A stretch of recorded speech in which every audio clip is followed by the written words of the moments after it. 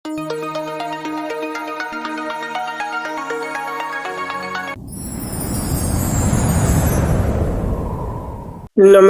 ગુજરાતના અધિકારી મિત્રો, આજે આપણે જોવાના છે 26 ઓક્ટોબર 2025 નું મોસ્ટ ઇમ્પોર્ટન્ટ પરીક્ષાલક્ષી આઈએમપી કરંટ અફેર્સ. તે પહેલા ખાસ કરીને ચેનલ ઉપર નવા હોય તો ચેનલને સબસ્ક્રાઇબ કરી લેવી, વિડીયો પસંદ આવે લાઈક કરવો અને તમારા મિત્રો સુધી અવશ્યથી શેર કરી દેવો. તો ચલીએ આજના ઇમ્પોર્ટન્ટ ક્લાસની આપણે શુભ શરૂઆત કરી દઈએ. તો વિશ્વ પોલિયો દિવસ 2025 ક્યારે ઉજવવામાં આવે છે? તો 24 ઓક્ટોબરના રોજ દર વર્ષે ઉજવવામાં આવે છે આ દિવસ. જોઈ લઈએ. તો વિશ્વ પોલિયો દિવસ દર વર્ષે 24 ઓક્ટોબરના રોજ વિશ્વભરમાં ઉજવવામાં આવે છે, જેથી દરેક બાળકોને આ વિનાશકારક રોગથી બચવા અને પોલિયોની રસીના મહત્વ અંગે જાગૃતિ ફેલાય છે. આ વખતની થીમ પોલિયોનો અંત, દરેક બાળક અને દરેક રસી. તો પોલિયો એક ચેપી વાયરસ છે જે સેન્ટ્રલ નર્વસ સિસ્ટમ પર હુમલો કરે છે અને વાયરસ મોટર ન્યુરોન્સને નુકસાન પહોંચાડે છે, જેથી લકવો, આજીવિકા, અપંગતા વગેરે જેવા રોગો થાય છે આપણને. ભારતે 2014માં જ આ પોલિયોને મુક્ત કર્યો હતો અને આવું પોલિયોની શોધની વાત કરીએ તો જોનાલ સાલ્કે એની શોધ કરી હતી. જે આપણે ટીપા પીવડાવવામાં આવે ને, જેને મૌખિક પોલિયોની રસી કહેવામાં આવે, એની શોધ 1982માં આલ્બર્ટ સ્ટર્ડિનને કરી હતી. તો ખાસ આ બંને પોઈન્ટો યાદ રાખવા આપણને. ત્યારબાદ ઓક્ટોબરના દિવસો જોઈ લઈએ. 1 ઓક્ટોબર આંતરરાષ્ટ્રીય વૃદ્ધ વ્યક્તિનો દિવસ, 2 ઓક્ટોબર ગાંધીજીની જયંતિ, શાસ્ત્રીજીની અને સ્વસ્થ ભારત દિવસ, 4 ઓક્ટોબર વિશ્વ પ્રાણી દિવસ, 5 ઓક્ટોબર રાષ્ટ્રીય ડોલ્ફિન દિવસ, 6 ઓક્ટોબર વિશ્વ આવાસ દિવસ, 7 ઓક્ટોબર વિશ્વ કપાસ દિવસ, 8 ઓક્ટોબર ભારતીય વાયુસેનાનો દિવસ, 11 ઓક્ટોબર આંતરરાષ્ટ્રીય કન્યા દિવસ અને વિશ્વ સ્થળાંતર પક્ષી દિવસ, 13 ઓક્ટોબર આપત્તિ જોખમ ઘટાડવાનો આંતરરાષ્ટ્રીય દિવસ, 14 ઓક્ટોબર વિશ્વ માનક દિવસ, 15 ઓક્ટોબર વિશ્વ વિદ્યાર્થી દિવસ, 16 ઓક્ટોબર વિશ્વ ખાદ્ય અને વિશ્વ એનેસ્થિયા દિવસ, 17 ઓક્ટોબર ગરીબી નાબૂદીનો આંતરરાષ્ટ્રીય દિવસ, 20 ઓક્ટોબર વિશ્વ આંકડા દિવસ અને વિશ્વ ઓસ્ટિયોપોસિએશન દિવસ, 21 ઓક્ટોબર પોલીસ સ્મૃતિ દિવસ અને આ એક ખાસ પોલિયો દિવસ 24 ઓક્ટોબર. ખાસ ઇમ્પોર્ટન્ટ દિવસો યાદ રાખવા ઓક્ટોબરના. ત્યારબાદ તાજેતરમાં જ કોણે તાત્કાલિક વ્યવહારો માટે પે વિથ મ્યુચ્યુઅલ ફંડ રજૂ કર્યું છે? તો યુપીઆઈ એ રજૂ કર્યું છે. બહુ ઇમ્પોર્ટન્ટ છે, કારણ કે જે પૈસા ઘણો સમય લેતું હતું એ હવે તરત થઈ જશે. તો ભારતીય યુનિફાઈડ પેમેન્ટ્સ ઇન્ટરફેસ એટલે કે યુપીઆઈ એક નવી સુવિધા પે વિથ મ્યુચ્યુઅલ ફંડ શરૂ કર્યું. આનાથી વપરાશકર્તાઓ તેમના જે લિક્વિડ મ્યુચ્યુઅલ ફંડમાં જે હોલ્ડિંગમાંથી જે રિયલ ટાઈમમાં જે વ્યવહાર ઉમેરાય ને, તે ડાયરેક્ટ યુપીઆઈમાંથી તમે પ્લે કરી શકશો. જેનાથી પહેલા બેંક ખાતાના ભંડોળમાં ટ્રાન્સફર કરવામાં આવતા, હવે એ જરૂરિયાતને દૂર કરવાની ડાયરેક્ટ યુપીઆઈથી જ તમે ટૂંકમાં લિક્વિડ મ્યુચ્યુઅલ ફંડમાંથી ડાયરેક્ટ યુપીઆઈનું ઓપ્શન આવશે, એ સિલેક્ટ કરી અને તમે પ્લે કરી શકશો. જોઈ લઈએ આ લિક્વિડ મ્યુચ્યુઅલ ફંડ શું છે. તો કે અહીં તેમને થોડા સમય માટે પૈસા રાખવાનો વિકલ્પ મળે છે, રિટર્ન સાથે તેની ઝડપ, પૈસા ઉપાડવી વગેરેની સુવિધા મળે છે. 15 દિવસથી 51 દિવસ સુધીની જે પાકતી મુદત ધરાવતી યોજના છે. આ રોકાણ કોઈ પણ લોઈન નથી, એટલે કે કોઈ ટેક્સ બેક્સ નથી લાગતો, એટલે રોકાણ પર ગમે ત્યારે પૈસા તમે ઉપાડી શકો. કોઈ એક્ઝિટ ફ્રી પણ નથી, અહીંયા પૈસા રાખવાની કોઈ ફ્રી પણ નથી. 7% સુધી તમને પાછા વળતર સ્વરૂપે મળે છે. આનો ક્રાઇટેરિયા યોજનાનો પૂરો કરો ને તો આ ટાઈપનું છે. અને હવે એમાંથી તમારા સેવિંગ એકાઉન્ટમાં ડાયરેક્ટ ખાતામાં પૈસા નહીં જાય, ડાયરેક્ટ આમાંથી તમે વાપરી શકશો. આ યુપીઆઈ કર્યું યુનિફાઈડ પેમેન્ટ ઇન્ટરફેસ, એનું ફૂલ ફોર્મ થાય એ ભારતીય ઇન્ટરનેટ પેમેન્ટ સિસ્ટમ છે, જેને 2016માં national payment corporation of India દ્વારા વિકસાવવામાં આવ્યું હતું. હાલ આમાં 8 દેશો જોડાઈ ગયા છે, એટલે કે 8 દેશોએ અપનાવ્યું છે. તો ખાસ ઇમ્પોર્ટન્ટ ભારતનું છે એટલા માટે.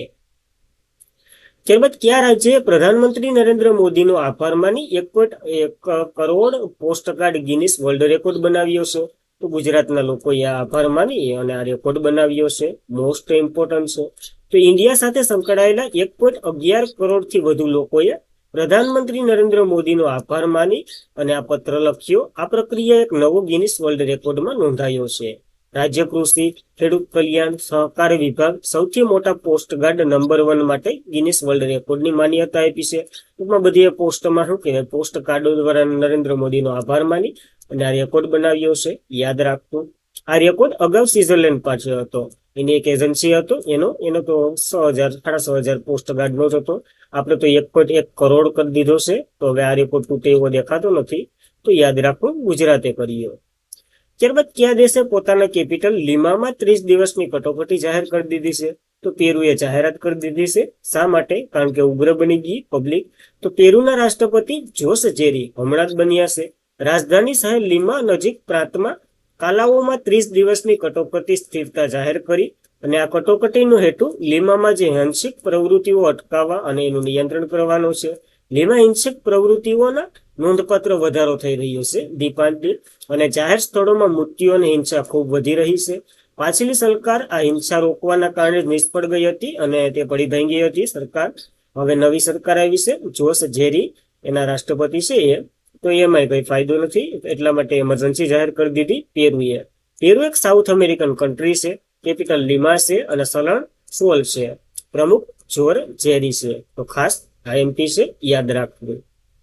ત્યારબાદ પ્રમોદ સાવંત શાળા અને કોલેજના અભ્યાસક્રમમાં શેષને એક અભ્યાસક્રમ તરીકે ઉમેર્યો છે. ત્યાંના છે, ગોવાના મુખ્યમંત્રી છે પ્રમોદ સાવંત. અહીંયા કર્યું છે.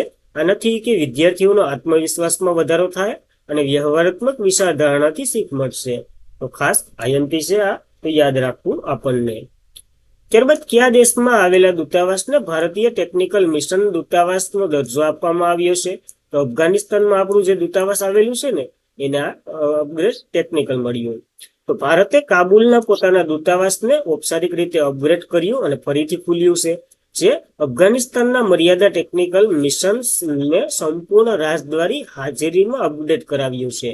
ટૂંકમાં ટેકનિકલ મિશનને સંપૂર્ણ રાજદ્વારીમાં અપગ્રેડ કરાવ્યું. અને તાજેતરમાં જ અફઘાનિસ્તાનના વિદેશ પ્રધાન આમિર ખાન આપણા ભારતની મુલાકાતે છે. અને નવી દિલ્હીમાં એક વિદેશ પ્રધાન સાથે એક મિટિંગ થઈ અને અહીંયા આવું બધી જાહેર કરવામાં આવ્યું. એનું કેપિટલ કાબુલ છે, અહીંયા આપણું દૂતાવાસ છે. એ ટેકનિકલ મિશનને દૂતાવાસનો દરજ્જો આપવામાં આવ્યો છે, તો યાદ રાખવું. અને અપગ્રેડ પછી અફઘાનિસ્તાનમાં આપણા ભારતના દૂતાવાસની વાત કરીએ, 2021માં સ્થાપિત કર્યું હતું. તાલિબાન અફઘાનિસ્તાનની સત્તા પર આવ્યું હતું ત્યારે આપણે દૂતાવાસ પાછું એટલે બોલાવી લીધા હતા અને બંધ કરી દીધું હતું 2021માં. ત્યારબાદ 2022માં ફરીથી શરૂ કરી દીધું હતું અને હાલ અપડેટ કરાવ્યું છે. તો આવા પોઈન્ટો યાદ રાખવા દૂતાવાસના. ત્યારબાદ the burning earth and environment history of the last 500 years. આ પુસ્તક માટે બ્રિટિશ એકેડેમી બુકર પ્રાઇઝ 2025 કોણે જીત્યો છે? તો સુનિલ અમૃતે જીત્યો છે. ભારતીય મૂળના છે, તો યાદ રાખવા આપણને. તો ભારતીય મૂળના ઇતિહાસકાર અને યેલ યુનિવર્સિટીના ઇતિહાસકારના પ્રોફેસર સુનિલ અમૃત પુસ્તક the burning earth and environment history and last 500 years માટે બ્રિટિશ એકેડેમી બુકર પ્રાઇઝ 2025 જીત્યો છે. તો ખાસ એટલું જ યાદ રાખવાનું છે. આ બ્રિટિશ એકેડેમી બુકર પ્રાઇઝની વાત કરીએ, જેની સ્થાપના 2013માં થઈ હતી. આ પુરસ્કાર માનવ અને સામાજિક વિજ્ઞાનના ઉત્કૃષ્ટ નોન ફિઝિકલ લેખકોને આપવામાં આવે છે. આમાં ઇનામી રકમ 25,000 પાઉન્ડ મળે છે. તો ખાસ યાદ રાખવો એક પુરસ્કાર. ત્યારબાદ તાજેતરમાં જ કયા દેશે કાફલા સિસ્ટમને સમાપ્ત કરી દીધી? તો સાઉદી અરેબિયાએ સમાપ્ત કરી દીધી. હવે આ કાફલા સિસ્ટમ શું છે પેલા એ જોઈ લઈએ. તો કાફલા સિસ્ટમ જે વિદેશી કામદારો ઉપર લાગે. સમજી લો કે આપણા ભારતના કોઈ કામદારો સાઉદી અરેબિયામાં જાય તો ત્યાંના કામદારો હોય એની એક સમજી લો કે ટુકડી હોય. એ ટુકડીના જે હેડ હોય ને એનો પાસવર્ડ લઈ લે. હવે એ જ્યાં કે અહીંયા નોકરી ઉપર આપણે જવું પડે એ વગેરે કાફલા સિસ્ટમમાં એડ થાય. જોઈ લઈએ આખો આર્ટિકલ. સાઉદી અરેબિયા કાયદાઓની જૂની કાફલા પ્રયોજિત કરતા પ્રણાલી છે, જે રીતે રદ કરી દીધી સાઉદી અરેબિયાએ. હવે વિદેશી કામદારો રોજગારી અને રહેઠાણ તેમના નોકરીદાતાઓ સાથે જોડેલા હતા, એને રદ કરી દીધી. કાફલા સિસ્ટમની વાત કરીએ, કામદારો સાઉદ સ્પોન્સર એટલે સામાન્ય રીતે નોકરીદાતાઓ જે રાખતા હતા એ જરૂરી હતું. તેમને વિઝા, કાનૂની સ્થિતિ નિયંત્રણ વગેરે રાખતા હતા. અને એનો અર્થ એ થયો, કામદારોને જે સ્પોન્સર કરતી સમિતિ હોય ને એ જ્યાં બોલે ત્યાં નોકરી ઉપર જવાનું, જ્યાં કે ત્યાં રહેવાનું. એની મરજી વગર આપણે દેશ છોડીને કોનો જઈ શકીએ અને એ જ્યાં સુધી ગઈ ત્યાં સુધી કામ કરવાનું. એવી બધી કાફલા સિસ્ટમમાં એડ હતું. એને હવે સાઉદી અરેબિયાએ રદ કરી દીધું. તો યાદ રાખવું. કેપિટલ રિયાદ છે, રાજધાની સાઉદી રિયાદ છે. સોરી, અહીં કરન્સી આવશે અને રાજા સાઉદી અરેબિયાના સલમાન છે. તો ખાસ યાદ રાખવી આ ઇમ્પોર્ટન્ટ માહિતી. ત્યારબાદ સંરક્ષણ પ્રધાન રાજનાથસિંહે કયા રાજ્યમાં સૂર્યવનનું ઉદ્ઘાટન કર્યું છે? તો રાજસ્થાનના જેસલમેરમાં આ સૂર્યવનનું ઉદ્ઘાટન કરી આવ્યા છે રાજનાથસિંહ.